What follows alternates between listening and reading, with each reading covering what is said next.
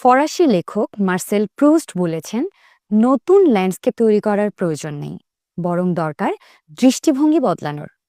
জগৎকে দেখার নতুন চোখ তৈরি করাটাই আসল। রুটিন হলো এমন একটি ফর্মুলা যেখানে একই ধরনের কাজ বারবার পুনরাবৃত্তি হয়।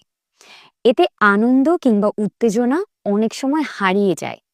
ঠিক যেমন রুটিন মাফিক জীবনে একঘেয়েমি আসে, সম্পর্কেও একইভাবে উত্তেজনা আর রোমান্স হারিয়ে যায়। আপনি কি ভাবছেন, কিভাবে আপনার দৈনন্দিন রুটিন বা সম্পর্কের একঘেয়েমি কাটিয়ে তোলা যায়? কিভাবে নতুন এনার্জি আর আকর্ষণ যোগ করা যায়? রুটিন মাফিক জীবনকে কিভাবে আরও আনন্দদায়ক করা যায়? সম্পর্কের একঘেয়েমি কাটিয়ে কিভাবে রোম্যান্স ও উত্তেজনা বজায় রাখা যায়?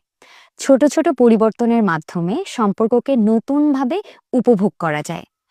আপনার রুটিনে নতুনত্ব আনুন, সম্পর্ককে দিন নতুন দিক।